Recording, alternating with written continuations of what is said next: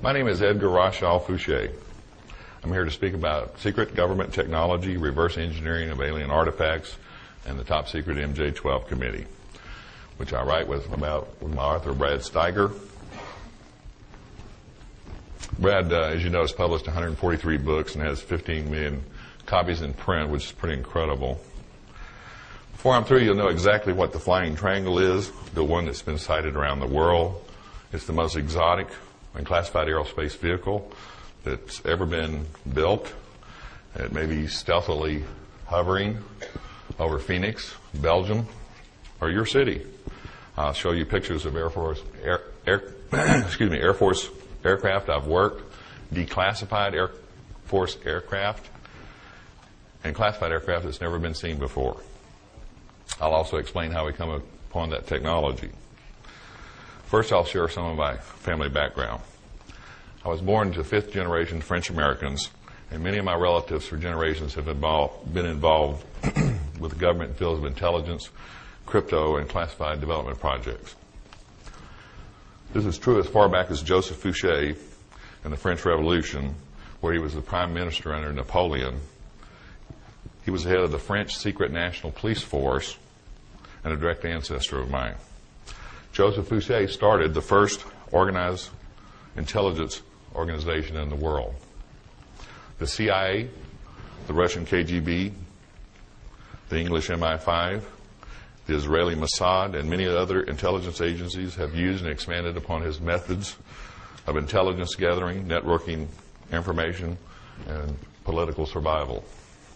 Some French historians consider him a scoundrel because he survived Napoleon and the King of France. My career background spans 30 years, and since the government isn't about to support my claims, you'll see from the positions I've held, the programs I've worked, that I was in a position to gather the information I'm presenting.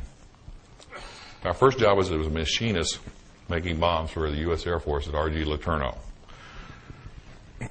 I would be involved with the Department of Defense in one way or the other for the next 25 years. After being drafted into the Vietnam conflict, I initially went through a year of intelligence, communications, and cryptological schools. During the years 1967 through 1974, I was stationed or worked at many of the Tactical Air Command, Air Training Command, Pacific Air Forces Command bases. During the Vietnam conflict, I was assigned to special projects at Kadena Air Force Base, Okinawa, Udon Air Force Base, Thailand, Ben Hoa Air Force Base, Vietnam, and spent anywhere from a day to a month at many other Southeast Asian bases.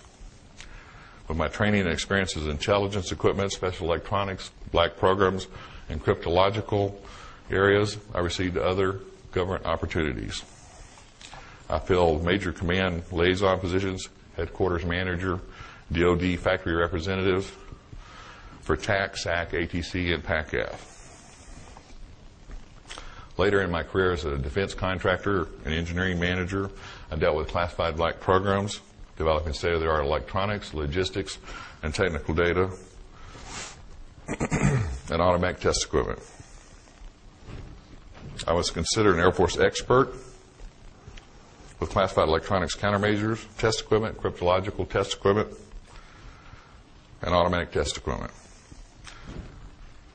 I worked with many of the leading aircraft manufacturers and Department of Defense contractors. I participated as a key member in flight operational test and evaluation, design, development, production, programs, state-of-the-art avionics, including electronics countermeasures, satellite communications, cryptological equipment, and support equipment. During my career, I was handpicked development cadre for many of the Air Force's newest fighter and bomber development programs. I was cadre for the F-111 Swing Wing bomber, the F-15 Eagle Air Superiority Fighter, the A-10 Warthog Close Air Support Fighter. Next slide. The F-16 Falcon Fighter. Next slide. And the P-1 Lancer Bomber. Next slide. Other research and development programs I've worked as far back as the 70s are still classified top secret. I received over 4,000 hours of technical training from the military and the government, about which of half was classified. This is a picture of the Boeing F-22 Raptor, air dominance fighter. My involvement with black programs developing stealth aircraft is still classified. I am perhaps the only person who has actually worked at top secret Groom Lake Air Base within Area 51 of the Nellis Range and written about it and can prove it. I spent 20 years working directly for the U.S. Air Force and DoD agencies.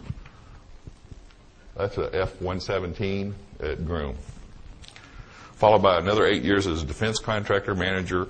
My last position for the Air Force was Strategic Air Command Liaison. As a defense contractor manager, I performed as engineering program manager and site manager for DoD contractors involved in classified development, logistics support, and electronics engineering. I am now CEO of Fouche Media Associates, which I run with my beautiful wife, Rebecca. I'm also the inventor of NeuroSync Mime, a behavior modification software using hypnotic entrainment and subliminal messages. I wrote Alien Rapture: The Chosen in 1994 and 95 after my last trip to California, New Mexico, and Nevada. I undertook this trip to do research for Alien Rapture, which included a meeting with 5 close friends who agreed to release confidential information to me and discuss their closely guarded personal experiences. Also interviewed other contacts who had worked classified programs, such as SR-71 pilots and engineers on black programs, and others who had flown classified development aircraft to gather information on UFO sightings and contact. At this point, I was blessed with teaming up with a great man and a great writer, Brad Steiger. He's a great friend also. I had decided to get out of the defense industry as I felt the fraud, waste, and abuse was rampant both on the government and contractor sides. I wanted to work for myself as a writer and develop my own ideas and products. So far, I've been a terrible boss. I've worked myself incredibly long hours with no benefits and a meager salary. Who were the 5 friends and co-conspirators, I like to call them, and a host of others, you might ask? The first friend was Gerald, a former NSA National Security Investigator and TREAT team member. TREAT stands for Tactical Reconnaissance Engineering Assessment Team. I think some of you call them Men in Black. He worked for the Department of Energy and the National Security Agency. This was his cover, but ultimately the National Security Agency controlled all his movements and everything he did. His job required him to watch employees with top secret and Q clearances and other classified clearances at the Nevada test site, the Nellis Range, Los Alamos, Sandia, and many other bases.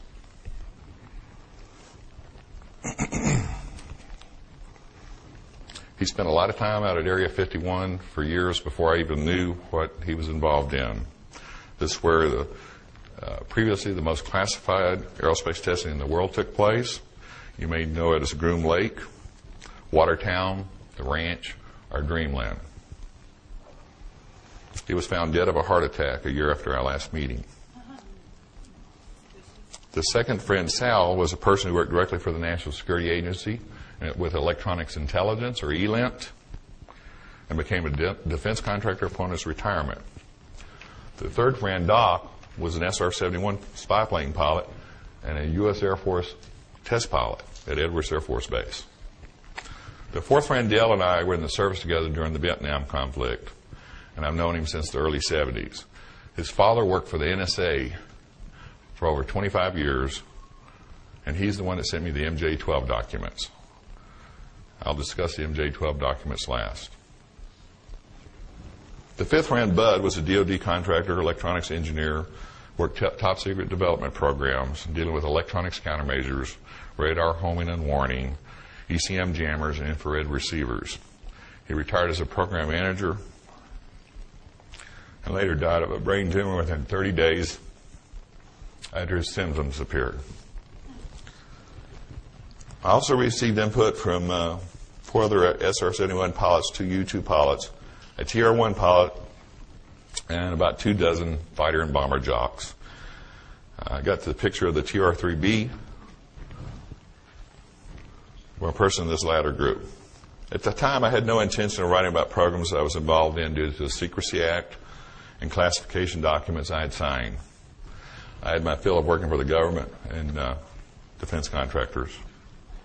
However, it bothered each of us that we'd had experience with unusual phenomena, extremely advanced technology, and witnessed unidentified aerial contact that had not been previously reported.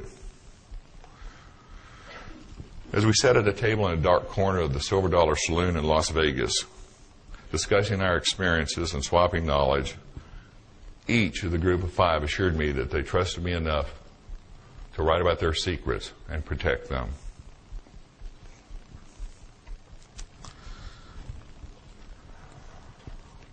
We agreed to get together the next year with an understanding that I would contact each of them and set up the meeting. In the meantime, I wrote down all of our notes and their input and their contacts from other friends about unusual phenomena and their personal sightings.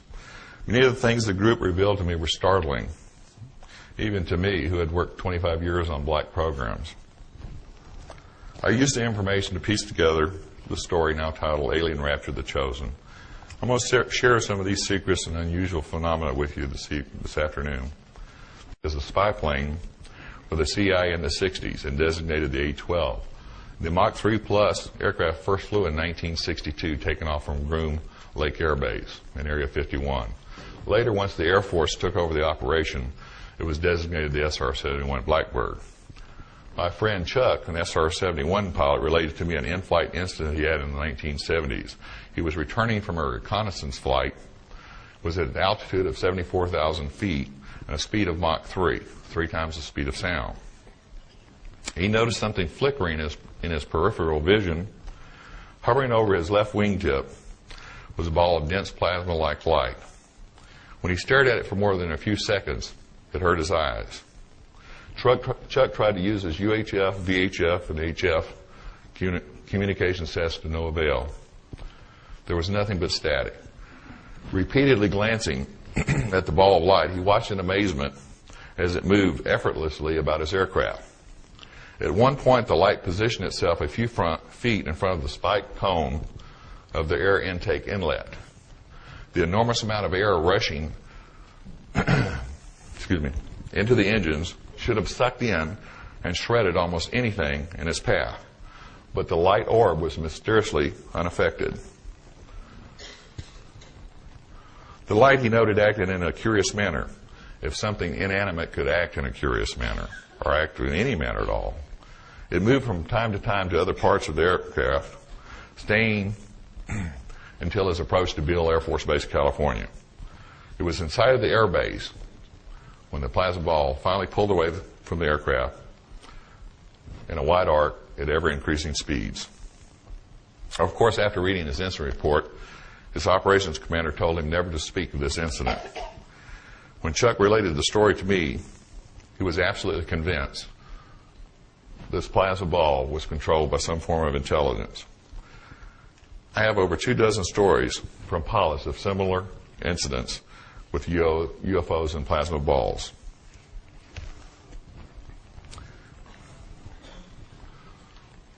Have you ever heard stories about missing memory? Sal worked a program for 2 years in a top-secret research facility in California. At the end of the program, he started having flu-like symptoms. And after several days of worsening symptoms, went to his company doctor. His company prescribed some medication and sent him home for 2 days. On the 3rd day, he woke up and couldn't remember where he worked or who he worked for. He called his brother. His brother, in a panic, called up the company. The company informed him that his job had been terminated because his contract had run out. Sal was the SR-71 pilot I spoke of earlier. To this day, and I can't say to this day, I haven't heard from Sal in 2 years. The only thing he could ever reconstruct was from his pay records, letter of offer, and his personal notes, engineering notes, to convince him he actually had worked there. The company in question was involved in developing the TR3B gravity disruption device called the magnetic field disruptor, which is the circular accelerator part of the TR3B, which I'll go into more detail in a minute. Any of you ever heard of the super strong foil-like material at Roswell? I'm sure most of you heard something about it. Another friend who worked for General Dynamics in Fort Worth described a program in which he worked a plasma accelerator in the mid-60s, researching gravity warping techniques. He is a physicist by education and trade. This was his first top-secret program. He described a foil-like material, much like that discovered after Roswell crash. He described the foil as 12 layers of material less than 10,000ths of an inch thick. It was as flexible as a plastic trash bag, but virtually indestructible to piercing, burning, or cutting, which you've probably all heard before. Here's what you haven't heard. In order to cut the material used for the project, the material was supercooled, a large electrical charge was applied to polarize the molecular structure, and a laser cutter was applied in order to cut this material. Large ribbons of this material were used to reinforce the accelerator, which contained the mercury-based plasma that they started researching in 1965. The plasma was cooled to superconductive temperatures, rotated at 45,000 revolutions per minute, and pressurized at 150,000 atmospheres. This would be considered state-of-the-art technology even today, some 30 years after he worked the project. 33, okay. Yeah.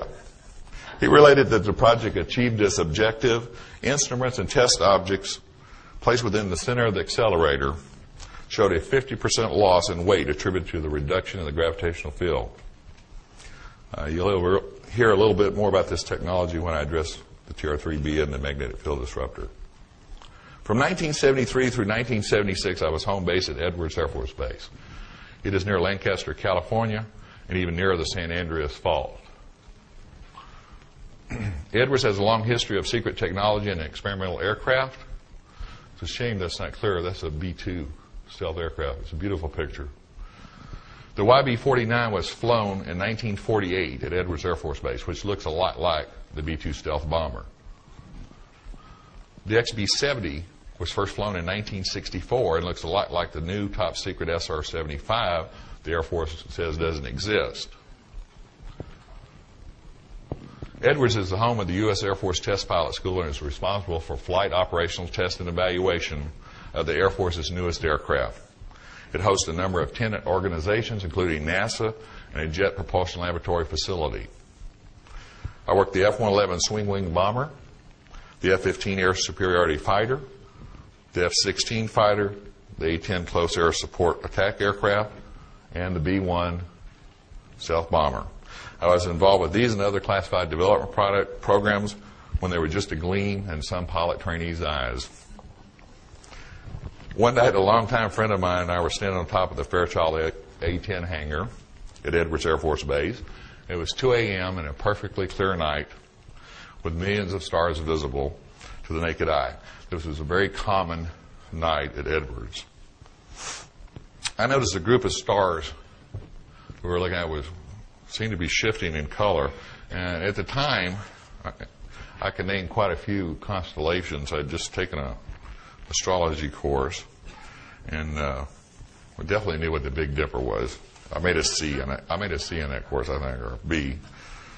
So I pointed out to my friend that the three stars near the Big Dipper in triangular formation were not supposed to be there. We watched as the strobing stars shifted in color from a bright blue to a reddish yellow. After a period of about 20 minutes, we could tell that the objects weren't stars because they were getting larger. This was somewhat unnerving. It was further unnerving when the space in between the stars started blocking out the stars in the background. We decided it probably was a top-secret Air Force vehicle of some type. Still, we weren't sure. At the time, I didn't believe in UFOs. And that's the honest truth. The vehicle had gone from half the size of the Big Dipper to twice its size in a half hour. It had moved from the west to the east towards Edwards Air Force Base. About that time, we could make out the silhouette or outline of the triangle. The lights or possibly exhaust flared brighter and vanished in an instant from the sky. This experience wasn't my first sighting, but it was one of the few where I had a witness. In the summer of 1976, I relocated to Nellis Air Force Base, north of Las Vegas. I spent 3.5 years there. I worked primarily with the F-15 electronics countermeasures and automatic test equipment. I'd heard rumors of air bases located in the desert at places called Mercury, Indian Springs, and others that didn't even have names at the time. Before the fall of the Berlin Wall and the collapse of the USSR, no one talked about their classified work experiences, nor did we repeat rumors of top-secret technology or aircraft. Most of us who had top secret clearances never even told our wives what programs we were working, or where we were going. I once spent 6 months in Vietnam while my wife thought I was at a classified school in Denver, Colorado. The military in a court of law has actually denied the existence of classified Air Force Base inside the Nellis Range, out in the Nevada desert, within Area 51. Don't you know the plaintiffs and the lawyer were surprised to hear this? But that's another story. I was one of the few personnel at Nellis who had top secret clearance with crypto access and was certified on specific NSA cryptological equipment. I was certified on the Mode 4 IFF system for aircraft also, which uses encrypted codes. It was due to a combination of coincidence and my technical experience and my certification that I was requested to be temporarily assigned to a place which had no name. I was told by my commander to report to an office on the base. He didn't know where I was going to be working or how long I was going to be gone. And he was pretty ticked off at me because at the time we were fielding the F-15 electronics countermeasures equipment, and it was critical. And I think to this day he remembers that. I left the first Monday morning at 4:30 a.m. before sunrise. We boarded a blue Air Force bus with the windows blackened out. There were 28 other people on the bus in the first trip, including 2 security policemen with M16s and a bus driver. There was only one thing said to us for the whole trip. When we got on the bus, they told us, do not speak. And when the bus closed the doors, he repeated, do not speak unless you're spoken to. Well, if you ever had an M16 pointed in your direction, you don't talk. So we just, and it was pretty bad because the windows were, you couldn't see anything. And eventually this fine silted dust started coming in the windows and you knew you were out in the desert. In the 1950s, the government started building the super secret Groom Lake facilities for the CIA's U-2 spy plane. It's located in the north central part of the Nellis Range and designated Area 51. Construction of the facilities continues even to today, except mostly at Papoose and south of there. The SR-71, the TR-1, the F-117, can you back up one slide? Don't you know when it was really dark, a lot of people thought that was a UFO? Okay, next slide. And the B-2, that's not a B-2, that's an SR-75. We're tested at Groom. Now the top secret SR, back up just one for a second. Now the top secret SR-75, the SR-74, now next slide, and the TR-3B are operated there. Many of these aircraft have been misidentified as UFOs. When we reached Groom, the bus had pulled into an aircraft and they shut the doors. The security policemen dispatched the regular workers to their jobs.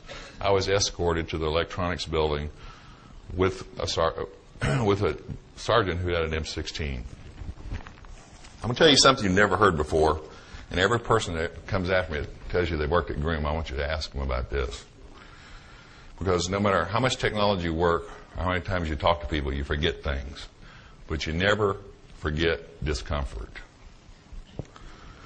I was given a pair of heavy glasses to wear which can only be described as looking like welder's goggles. There is no peripheral vision. They have polarized lenses, and anything past 30 feet is blurred. It's like looking through your shower glazed glass. If an M1 tank barrel had been pointing at me at 50 feet away, I wouldn't have had a clue. That's exactly how they work.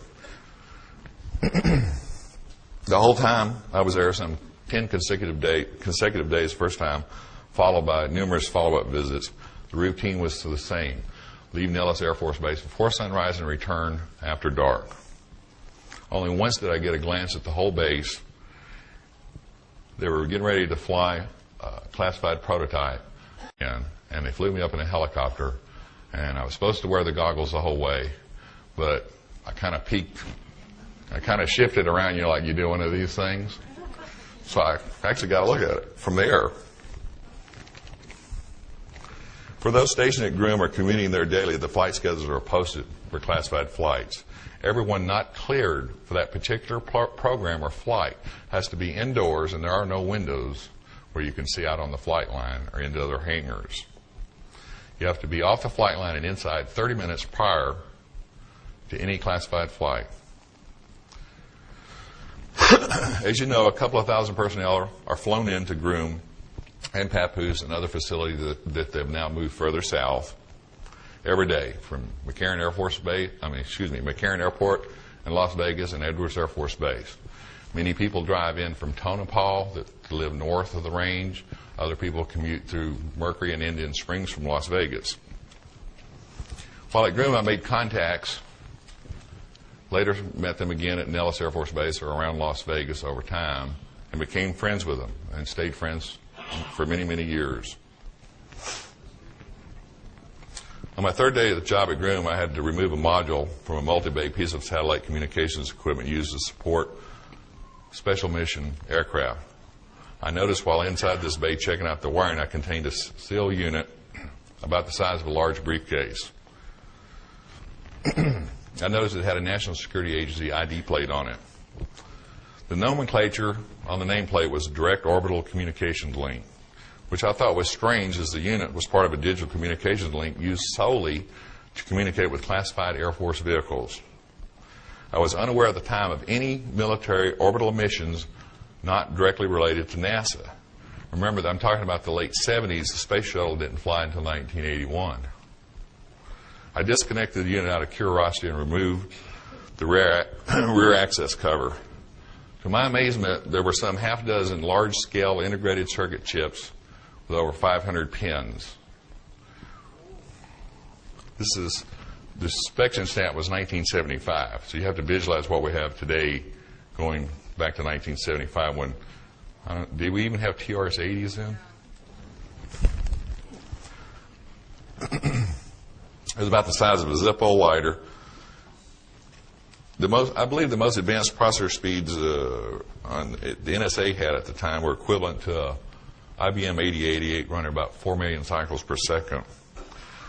There was for any of y'all familiar with technology, this processor ran at 1 billion cycles per second, which is about 4 million, a billion, 250 times greater. Yeah, I think that's about right. I haven't figured this out. But the reason I knew it, the clock speed was 1 billion cycles per second. There was a clock synchronization jack on the back of this unit, a BNC connector, which was labeled. And I had a frequency counter, and I actually measured it. And I couldn't even working on black programs at the time, I couldn't imagine something that ran at 4 billion cycles per second when they didn't even have an Apple II Plus with 48K memory out there.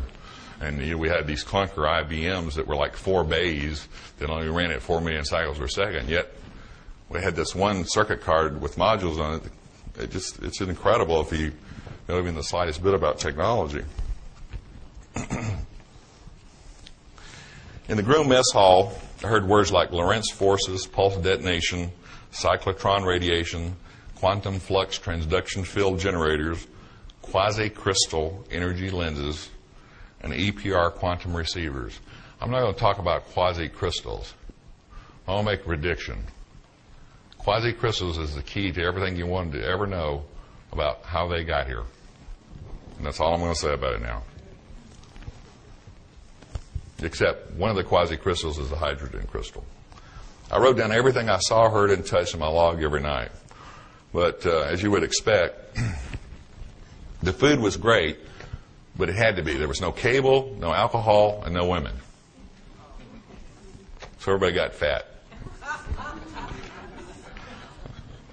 Later back at the base, my routine went the same, and I also had a part-time job at the Silver Dollar Saloon and Casino that Bill Ladd owned up until a few years ago and may still. I ran their security for them. I had this NSA friend, Gerald, that I mentioned previously. You may have forgot. He's the one that watched the people with highly classified jobs at the Nellis Range, the Nevada test site, and other areas around the Southwest. He was in a supervisor position. It was way up in the NSA.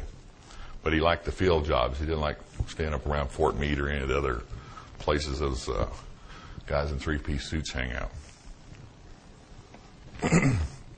But his primary job was watching the people at Groom and the Nevada test site, where at the time they were still doing underground atomic tests, exploding bombs. He happened to mention a vehicle that was boosted into orbit and returned to land in the Nevada desert. It was an unmanned reconnaissance vehicle that took off from a B-52 bomber and used booster rockets to place it in temporary Earth orbit, low Earth orbit, for the purpose of taking reconnaissance pictures. I really thought he was feeding me a lot of bull at the time. And he said, this vehicle is remotely piloted and communications are made via the docile system at Groom. I'm not usually too slow, but it didn't hit me until he repeated, direct orbital communications link, DOCL. Bingo, the light bulb went on. I had seen a piece of the docile equipment at Groom, the one with the large chips in it. These are old pictures of the virtual reality lab at Brooks Air Force Base, where they developed the software to fly these classified, and by the way, they call them IPVs, independently piloted vehicles, not UAVs or RPVs on the black programs.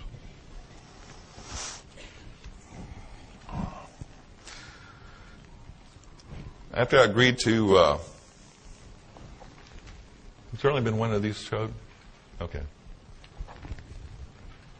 There.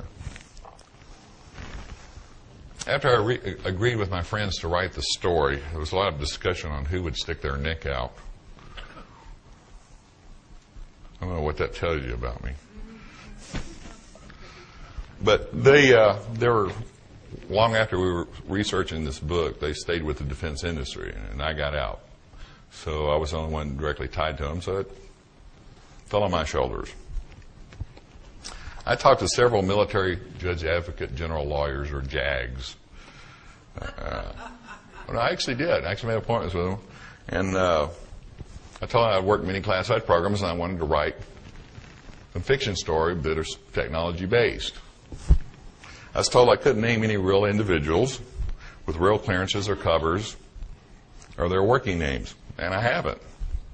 I was also told I couldn't discuss any details or technology of secret programs I had been personally assigned to, which I haven't done.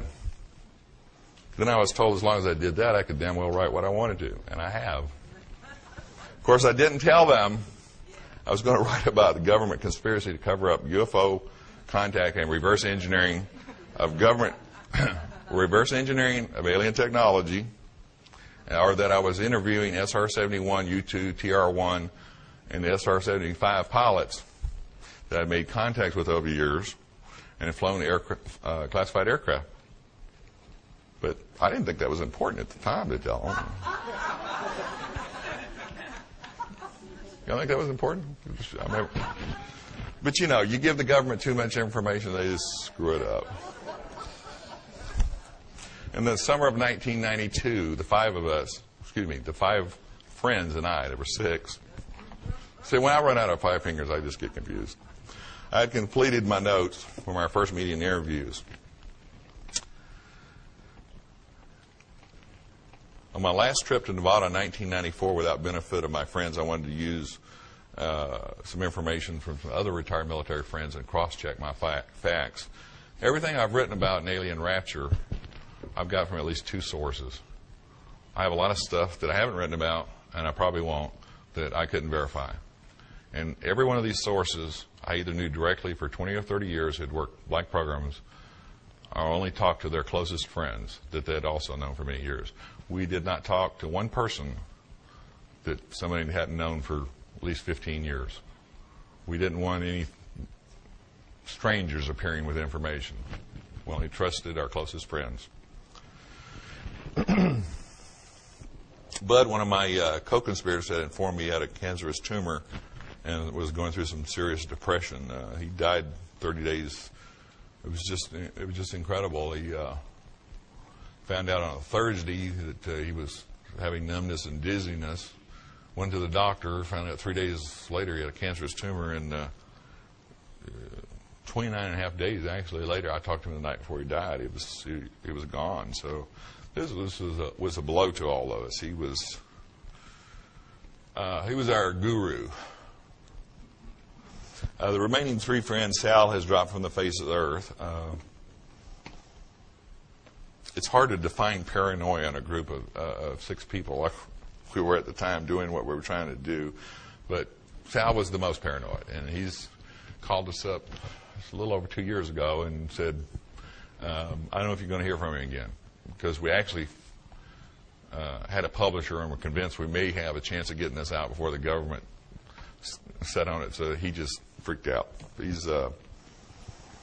I like to imagine that he's like on some island in the Pacific drinking Mai Tais or something, I hope.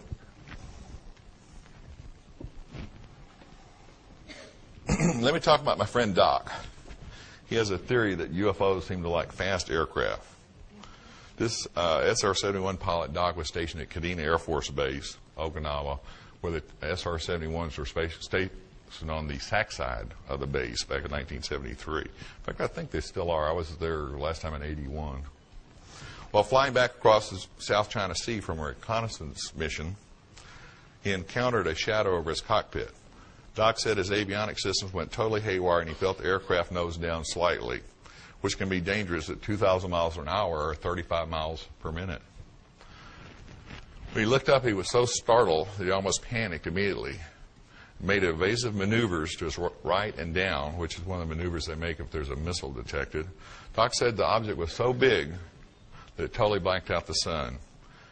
His estimate was it was 250 feet to 300 feet across. It was oval in shape, but he wasn't sure of the exact shape because there was a shimmering halo of energy surrounding the vehicle. About 3 minutes later, and some thousands of feet lower, the vehicle reappeared on his left wingtip. He tried his UHF, and all he could pick up was a deep electrical hum.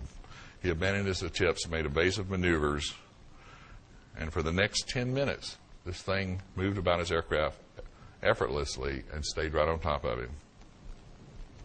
Doc said and I'm going to quote him exactly, Doc said he got this sound in his head, and his words were, like a swarm of bees in my brain, which is, it's an interesting, must be an interesting sound. The aircraft would move from the left to the right wingtip of his aircraft, and it would take about 2 minutes to move back and forth. When Doc returned from his mission, it was the same routine as the earlier incident I told you about. His commander drug him down to his office the minute he opened his mouth about the incidents and gave him a direct order not to talk about it or they'd throw the book at him, and the book is the UCMJ. One of the interesting things that Doc related to me, being an SR-71 pilot and a U.S. Air Force test pilot, which is the elite in the Air Force are the test pilots. He said he didn't know one test pilot or SR-71 pilot or astronaut, and he can name most of them and give you their birthdays and their wives' names and tell you where they lived. He said he didn't know one that hadn't had some type of contact. But he also said he didn't know one that would ever come forward and be honest about their experiences for fear of retaliation from the government. You have to realize these people's pensions, which includes their livelihood, their medical coverage, their commissary and BX privileges, the government controls all that, as do they mine, by the way.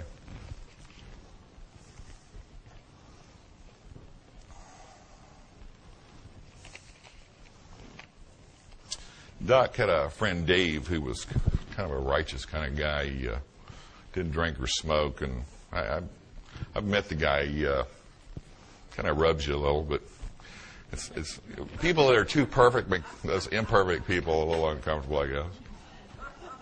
But Dave was drinking sake and over in Okinawa with Doc, which is kind of surprising since Doc had never seen him drink before. And he explained to him that he didn't start drinking until his last reconnaissance flight over eastern Russia. When he returned, Dave was so delirious that his crew, and I don't mean flight crew, I mean support crew on the ground, had to pull him out of the aircraft. Dave didn't know when he had taken off, what had happened. Dave didn't know when he had taken off, what had happened, or how he got back. He woke up 2 days later at the Naval Regional Hospital in Okinawa. To this day, he remembers nothing of the flight, but he's also every night since this flight had nightmares, and his words were, "Something got to me up there in the air." He still drinks. I don't know if that's good or bad, but he didn't talk about it. He didn't tell the flight surgeon. In the military, if you go to the flight surgeon and they see anything at all that seems unusual or unstable, they ground you. And pilots will give up their families, body parts, and all their money to keep flying. If you've ever met them, especially test pilots and people that work black programs, that's what they live for. So he didn't talk to the flight surgeon. He self-medicated. And that's why there's so much alcoholism amongst cops and military, is because they don't want to help people. They just want them to follow the rules. Anyway, Dave, I actually looked up Dave. Gerald convinced him. What you have to understand is these people I talked to wouldn't talk to me over the phone. And, of course, not a lot of people were emailing back when we started this in the early 90s. I actually had to talk around subjects over the phone and say, well, I'm going to be in your area, and Gerald vouches for me, or Doc vouches for me, or you know Sal, and they'd say, yes, I had a long conversation with Gerald or Sal or Doc, and I'll talk to you if you're out here. And usually it was in a bar or on a long walk where there was nobody within 20 feet. And that's why these people won't talk to reporters, because they know eventually somebody's going to find out who they are. But I spent 25 years establishing my credibility. I've had 2-star generals give me a direct order when I was just a sergeant that if I didn't tell them what, for example, Westinghouse engineer disclosed information to me about how they were messing up a program, that I'd be court-martialed, and I refused to do it. So these people knew if I gave them my word, no one would ever know who they really were. And that's why there's a unique take on this. You're getting a story that's built from people who have lived this technology and under this cloak of secrecy. I lived it for 25 years.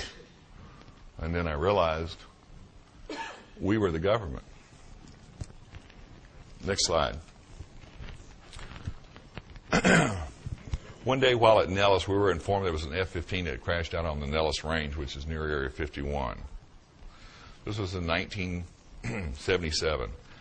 A lieutenant colonel who was a commander and a pilot, and Doc Walters, the hospital commander at Nellis, actually flew into the side of a mountain while doing a routine functional check flight. I've written about this story in detail in Alien Rapture. A sergeant who worked for me recovered the F-15 heads-up display film canister because he was assigned to the accident investigation team. He told me a guy in a dark jumpsuit from Washington, D.C. had immediately pounced on him and the camera when they recovered it out in the desert, which was very unusual because everything else that was picked up was standard procedures, was logged, marked, photographed, and taken back to an assigned hangar for analysis. At the time, I'm not sure, I'm trying to remember, I think it was Fairchild, was prototyping CCD cameras, which is, of course, everybody has them now, but for the F-15. This F-15 had a prototype video camera on it. Also had a flight data recorder. This guy in the jumpsuit, when they were recovered, were turned over to him without question. So I don't know who he worked for, but I don't think he worked for the Air Force. A couple of weeks after the crash, Gerald, and in fact, it's funny because first time I ever met Gerald was at Silver Dollar Saloon, and he didn't drink, but people with security clearances under a lot of pressure tend to drink or have other problems, and that's why he watched them. But Gerald had told me that Lieutenant Colonel, the pilot of the F-15 that had crashed, along with Doc Walters, radioed the Nellis Tower, and it said, and his words were, and I write everything down so I can quote other people instead of being glib. He said, "This extremely large thing is over my aircraft." Right on top of him, he screamed to the tower. And he informed them that he was experiencing total loss of flight systems. His communications went immediately dead. Less than 3 seconds after the communications ended, they flew into the side of a mountain. Check it out. It's in the newspapers. Back then, there was lawsuits, too. Gerald, who was probably the most connected person, I've known a lot of connected people. Before I got out of the defense industry, I could call up half of the CEOs or most of the VPs in any major defense contractor. But Gerald, I was in awe of him. He was so connected. Said that the video from the prototype CCD video camera showed that some type of oval vehicle of tremendous size was so close to the F-15 that it blocked out almost all light. He said that it was so close that the camera couldn't focus, and back then they were just experimenting with CCD cameras that had automatic aperture and focus and everything, but this had it. It couldn't focus. So, we're talking about 10 feet. You can imagine that at doing 500 miles an hour. It's a little too close for comfort, obviously. Anyway, unfortunately, when the F-15 crashed into this mountainside, they tried to eject right before impact. The UFO was still on top of them, and their bodies were torn to shreds. Officially, as always is the case, pilot error. Pilot error. Of course, these guys were experts, but it didn't matter. Pilot error caused a perfectly functioning aircraft in clear airspace with maximum visibility to crash. These are just some of the type of stories that I was given and have used in Alien Rapture. Next slide, please. Nevada calls itself the Silver State, the Battleborn State, and the Sagebrush State. A more appropriate motto would be the Conspiracy State. I wonder if this room is bugged by the casino. Of 111,000 square miles of land in Nevada, over 80% is controlled by the federal government, the highest percentage of any state in the union. If it were not for the gaming industry, the federal government would be the largest employer, with 18,000 military and another 20,000 government contractors working at places like the Nevada Test Site, the Nellis Range, the Fallon Naval Air Station, and the Tonopah Range, and the aerospace industry. And by the way, you'll probably hear this eventually with somebody that comes forward, but the Nellis Range is not the most classified facility. Area 51 or Groom Air Base is not the most classified facility in Nevada, and neither is the stuff around Papoose. EG&G provides classified research, development, and services for the military and government. EG&G supplied the technical and scientific support for nuclear testing and energy research and development programs. EG&G provided large diameter drilling and mining and excavation equipment for underground and mountainside facilities. They built these hidden bunkers, mountainside hangars, and vast underground facilities at Groom, Papoose, Mercury, and other places in Nevada. These facilities and observation posts are extremely well camouflaged. In fact, I keep wanting to tell you these little anecdotes, but I'm afraid I'm going to run out of time if I do. but we'll take some questions here. In 1972, EG&G was granted an indefinite contract called Project Red Light to support the DOE and military. It gave them responsibility to assist in recovery of nuclear materials in cases of mishaps and to provide aerial and ground security. Gerald said that they were also responsible to the DOE and NSA and the MJ-12 committee, whether or not you believe in that, for reacting to sightings of UFOs and crashed vehicles and recovery of alien artifacts, as they're called.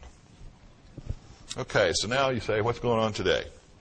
The Hillary platform, the Avro saucer, that's the Hillary platform, the Avro saucer, and the Northrop wings were aerospace vehicles where advanced technology, which emulated UFO characteristics, were tested. See the date that was flown? 1948? And everybody thinks the B-2 stealth bomber is just, you know, kind of funny. It looks a lot like it. Dr. Paul Hill, a lot of you probably read his book. He's now deceased. There's going to be a lot of that going around. Was a UFO investigator for NASA for over 30 years. Everything he wrote in his notes was classified top secret, and he couldn't publish it. But his book got out because his daughter published this manuscript. If you want some more technical information, I suggest you read his book too. Lockheed's Advanced Development Projects Division, known as the Skunk Works, developed the A-12 for the CIA. What's really funny is 30 years after they built the SR-71, it broke the land speed record from L.A. to New York in 1 hour and 4 minutes. And it still didn't fly its max classified speed or altitude. Area 51, the Groom Air Base Facilities, has a 6-mile-long runway, the longest in the U.S. The Department of Defense and the CIA used it for the Air Force's most exotic vehicles. You ask, why a 6-mile-long runway? Well, up until the SR-75, the vehicles that came after that, you need a runway with high takeoff speeds because they also have very high landing speeds. They have 75-degree or more radical swept-back wings, but the newer vehicles don't need long runways, so they've moved out of Groom. My sources estimate that up to 35% of SDI funding was siphoned off to provide primary expenditures for the Air Force's most secret black program ever, which started in 1982. For those that haven't already figured it out, the Aurora program is not a vehicle. The Aurora program is a code name for the ongoing project to research and develop advanced aerospace vehicles. And there have been a number of them, and we'll get to that. For the last few years, high-tech buffs have speculated at least one new and exotic aerospace vehicle existed, the SR-75, the first operational Aurora program vehicle, went operational after 2 years of flight testing in 1989. The top-secret SR-75 is a hypersonic strategic reconnaissance spy plane called the Penetrator. It is a mothership, which I'm getting into here. Hypersonic speeds, by the way, start at Mach 5. The SR-75 replaced the SR-71. Now, this thing's been flying operational for 9 years. This is old technology. The new SR-75, I call it new because it's new to a lot of people, is capable of positioning anywhere in the world in less than 3 hours. It carries multispectral sensors such as optical, radar, infrared, and laser. The SR-75 far exceeded the classified military speed and altitude records of the old SR-71. The SR-75 has attained altitudes of over 120,000 feet and speeds exceeding Mach 5 or 5 times the speed of sound. That's over 3,300 miles per hour. From takeoff to landing, the 75 can make a round trip from central Nevada at the time to northeast Russia and back in under 3 hours. I suggest if you're hurried, don't take the Concorde. Can everybody read that in the back? It's 162 feet long and 98 feet wide. The belly stands 10 feet off the ground. I know, Gerald was 6'5", and with his 2 methane and LOX fueled high bypass turbo ramjet engines are housed under each wing. Now, I'm going to skip to the next slide because I'm running behind. So you have to buy the book to read what I skipped. The SR-75 and the daughter ship SR-74 were built by Lockheed Advanced Development Company, which everybody knows as Skunk Works. And the SR-74 daughter ship is called the Scramp. It's kind of cute, huh? But it stands for Scramjet and Rocket Propulsion. The Scramjet is a supersonic combustion ramjet. Gerald and one other source witnessed the first flight of the SR-75 with the SR-74 piggyback out of Area 51 before my friend Glenn Campbell moved in up there and scared them all off. It was sitting piggyback the SR-75. And he said, I guess it was back as early as 1975 that he knew that they were developing the SR-75, which is pretty incredible. I guess it took them 12 or 13 years to get this thing flying right. So it must be some pretty good technology. The SR-74 can't take off from the ground. It has to be on top of the SR-75 above 100,000 feet altitude. Then it can attain orbital altitudes. The Scramp launches ferret satellites for the National Security Agency that weigh 2,000 pounds or less and measure 6 feet by 5 feet. But as you can imagine, the old satellites that were big as a van, you can pretty much now make one about the size of a briefcase. So you don't need booster rockets. The NASA Space Shuttle, I'm here to tell you, is really an antique by comparison. The joke is on us.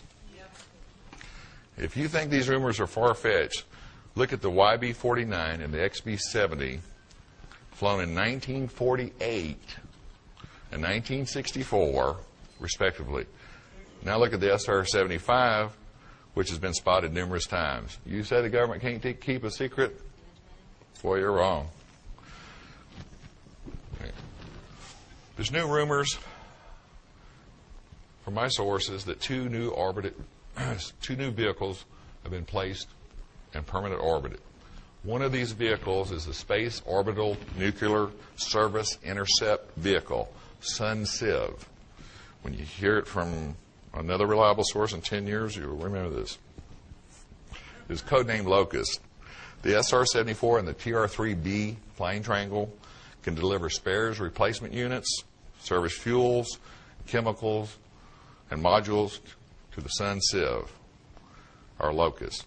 The robotic SunCIV uses deliverables to service, calibrate, repair, and replace parts on the newer NSA, CIA, and NRO ferret satellites. And I know for a fact that they were developing a robotic repair of electronics equipment as far back as 81, because I worked a program to where they didn't want technicians looking at the equipment. Remember, I was in the forefront of automatic test equipment when they didn't even have a computer to automate anything with. Finally, I've saved the best for last, the operational model of the TR3B. A friend of mine said he'd never forget the sight of the alien-looking TR3B landing at Papoose, south of Groom. The pitch black triangular-shaped TR3B is rarely mentioned, and then only in whispers. Next slide. The original TR3B was 200 feet across, the prototype. It was codenamed Astra, and I was just informed by Jeff Rentz when I did his radio show that Astra has connections all the way back to the Indian flying vehicles several thousand years ago, which is interesting. They codenamed it Astra. The tactical reconnaissance TR-3B first flight was in the early 90s. The triangular-shaped, nuclear-powered aerospace platform was developed under the top-secret Aurora program. By 1994, there were 3 billion-dollar plus operational models. The operational model is 600 feet across. This flying triangle is not fiction. If you don't believe me, ask the tens of thousands of people who have now spotted one version or another of it, from Belgium to England. Ken can tell you about people that have seen it in England to Arizona. The TR3B vehicle's outer coating is reactive to electrical radar stimulation and can change reflectiveness, radar absorptiveness, and color. The polymer skin, when used in conjunction with electronic countermeasures and ECCM, can make the vehicle look like a small aircraft, flying cylinder, or even trick radar receivers into falsely detecting a variety of aircraft, an aircraft in another location, multiple aircraft, or no aircraft at all. The circular plasma field accelerator ring, called a magnetic field disruptor, surrounds a rotatable crew compartment. It's far ahead of anything you've ever imagined as far as technology.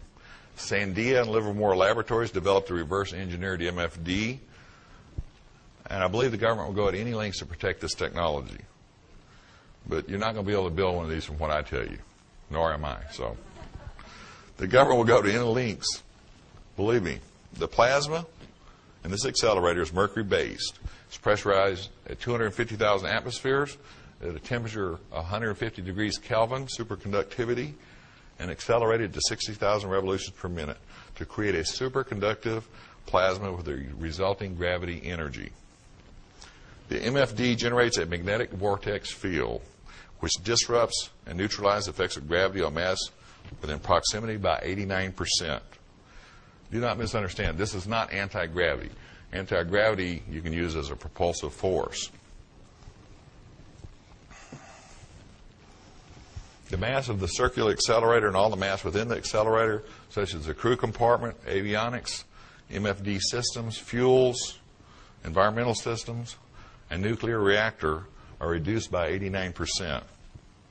This causes the effect of making the aircraft extremely light and able to outperform any aircraft yet constructed, except, of course, those we didn't build. TR3B is a high-altitude stealth reconnaissance platform with indefinite loiter time. Once you get it up there at speed, it doesn't take much propulsion to maintain altitude. With the vehicle's mass reduced by 89%, the vehicle can travel at Mach 9 vertically or horizontally. So for those that have had sightings of things making right, and they're not perfect right turns, obviously. Nothing can make a perfect right turn. It's against the laws of physics. But it sure looks like a right turn at a distance. For those that have seen it, that's how they do it. The TR3B uses 3 multi-mode thrusters mounted on each corner of the triangular platform. I was going to go into liquid hydrogen, oxygen, rocket engines, and all that. Next slide. But I'm not going to have any time here. The multimode propulsion system can operate in the atmosphere with thrust provided by the nuclear reactor, and in the upper atmosphere with hydrogen propulsion, and in orbit with combined hydrogen-oxygen propulsion. The original picture of the TR3B was taken with a digital camera that was carried on a Special Operations C-130 out of Hurlburt Field. It was flying mission support for the TR3B. The current picture, by the way, that was developed with 3D Studio from that digital picture hangs in the black vault at Lockheed. That's all I can tell you about that. Minimum of 4. Next slide. That is a C-130, by the way, that he was flying. Many sightings of UFOs are not alien vehicles, but top secret TR-3B, other Aurora vehicles.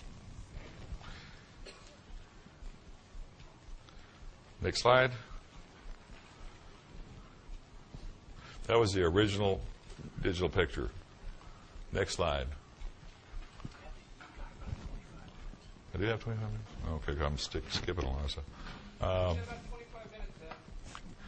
Really?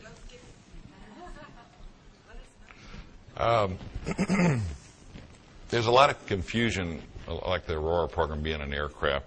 There's also a lot of confusion. I had this discussion with a pilot that was telling me that a TR3B had to look like a TR3A. That used to be the case, by the way. The TR3B was modified. The TR3 was a concept vehicle. Was modified to the TR3A, which looks like a flat jelly bean, batwing shaped vehicle. I believe Bill Sweetman in the Aurora book pictured it. But the TR3B has nothing in common with the TR3A. That doesn't look anything like what Bill Sweetman pictured. And then there's a Tier 2, 3, and 4. There's also a TR3C. And then there's Tier 3 minuses and Tier 3 pluses. And every one of these are distinctly different vehicles. And the government has done this. It's their shell game with nomenclature. So if you see a TR3A and you see a TR3B and you start comparing, you didn't see the same thing.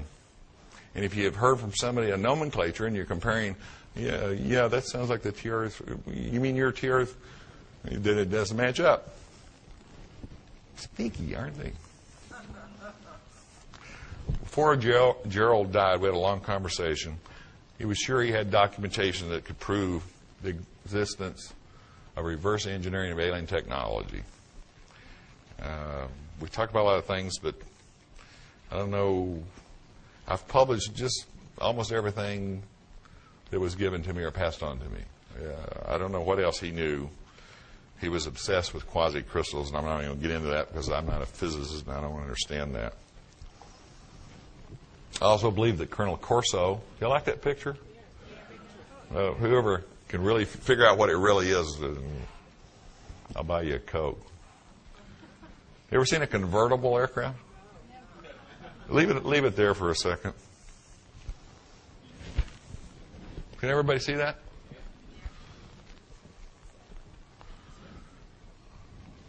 I'm going to just leave it here just for a second. I'm deviating from our program here.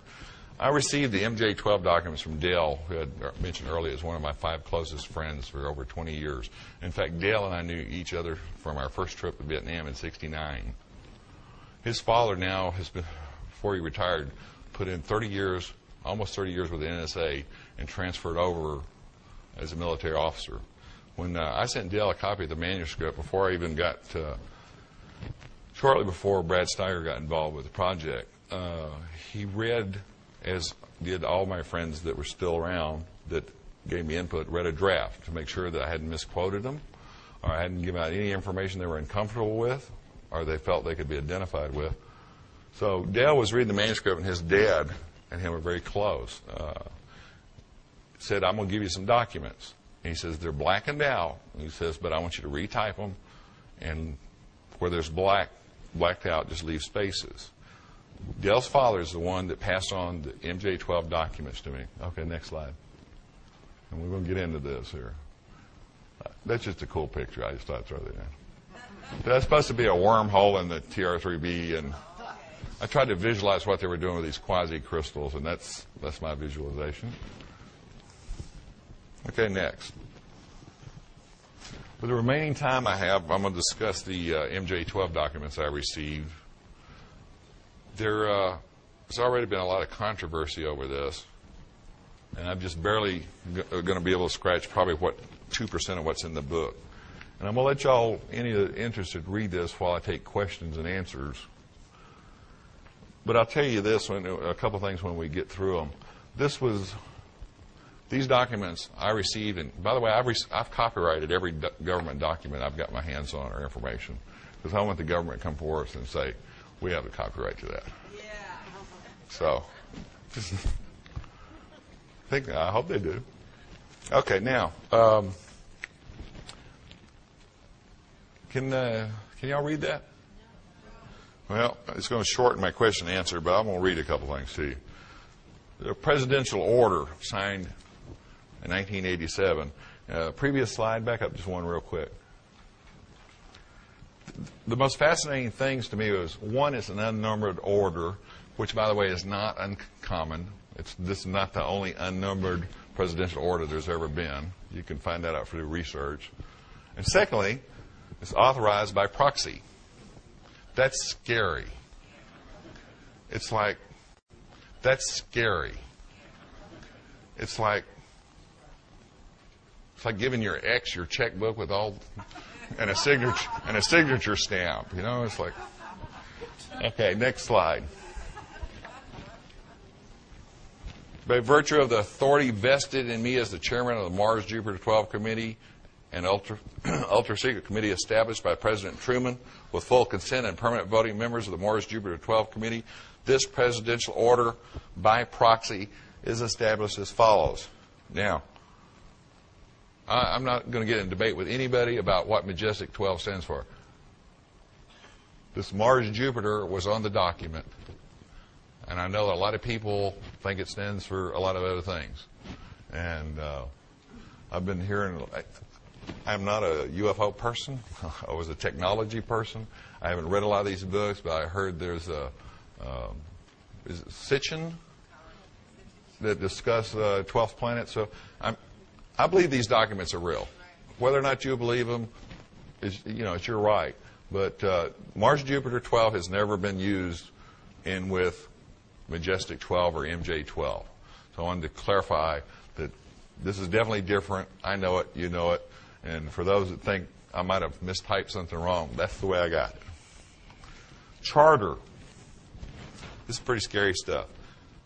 There is hereby established a strategic group of key government personnel called the Mars Jupiter 12 Committee, referred to as MJ12, with the authority to take any action to the maximum extent possible in relation to foreign or alien data, materials, information, technology, artifacts, and extraterrestrial biological entities, all hereafter referred to as foreign artifacts, which may bear upon the national security of the United States of America. Amendments to this charter and foreign artifacts, materials, and information shall be classified to the highest levels available to the U.S. government. The MJ12 Committee's actions and directives will be referred to as a program outside the MJ12 membership. The MJ12 Committee shall have sole United States governmental authority to direct each FA aspect, foreign artifact, or substance, and to make sure that each foreign artifact make such foreign artifact available to the President or the members of the MJ12 Committee. Next slide.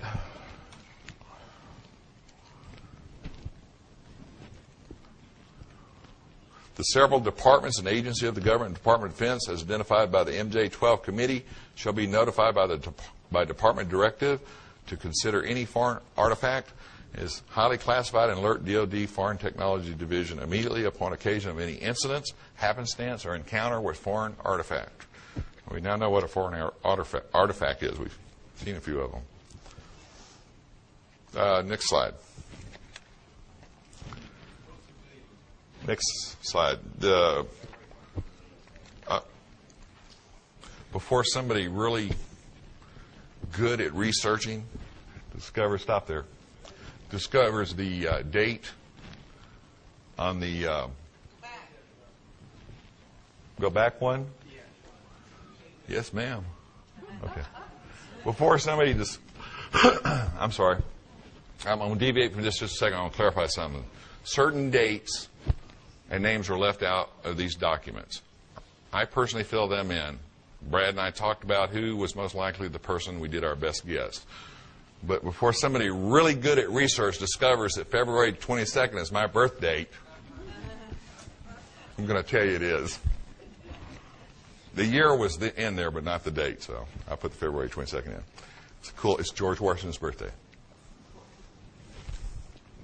Now, the original MJ12 documents presented by Brad Steiger, Stanton Friedman, and Shandera, I think I'll get the name wrong, but referred to an attachment D, or autopsy report. Next page, next slide. These are just dates and names that are very similar to the original MJ12 document. Next.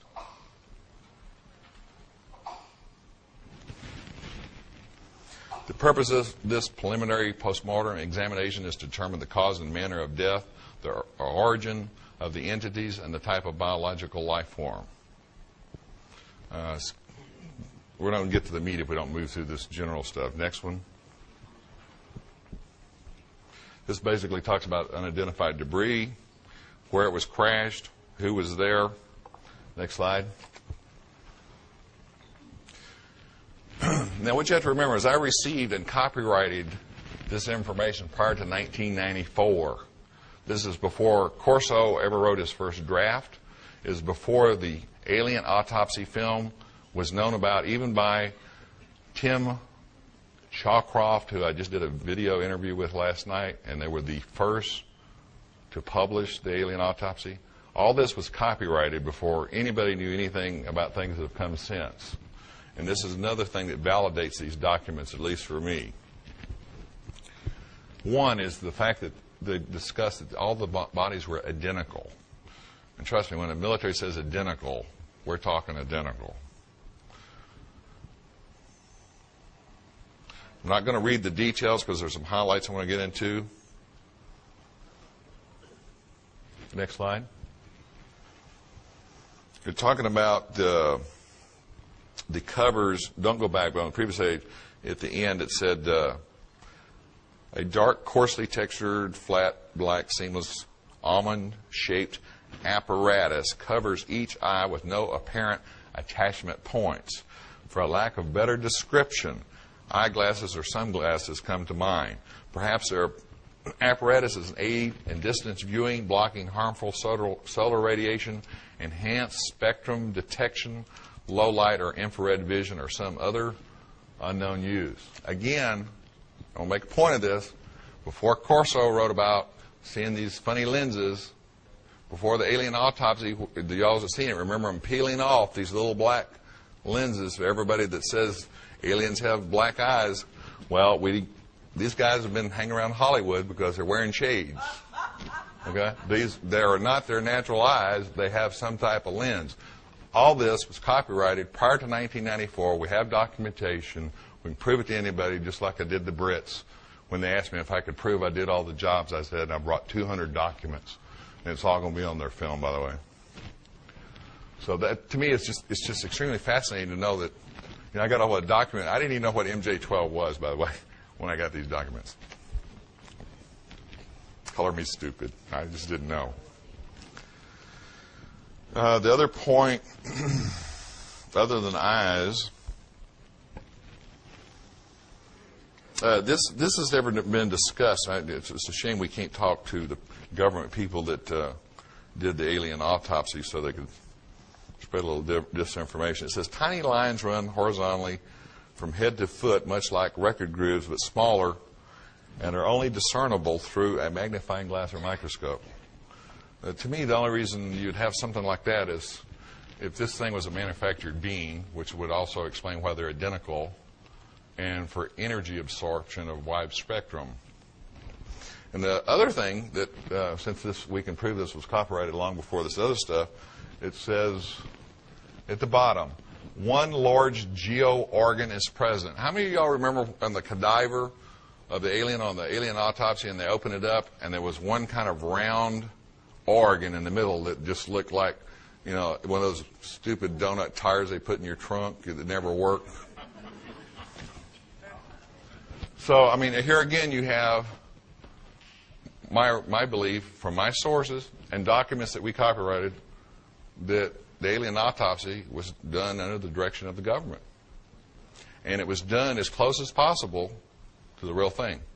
Because the best lie is always the lie that's closest to the truth. What would convince you more? If they had a triangular-shaped being with 12 legs, and it's supposedly the real autopsy, or one that was identical to the real autopsy, except it had an extra finger. To me, the one with the extra finger would confuse people far more than a better-looking film of something really bizarre. By the way, psychological operations is an industry in the military. And there are thousands of people that work in it, and they're good at it. So I'm going to take questions, and you can put up the next slide for them to look at, because they don't want to look at me anymore. How much time do I have, or am I out? Okay. I promised you, if you wanted to ask a question. You have that?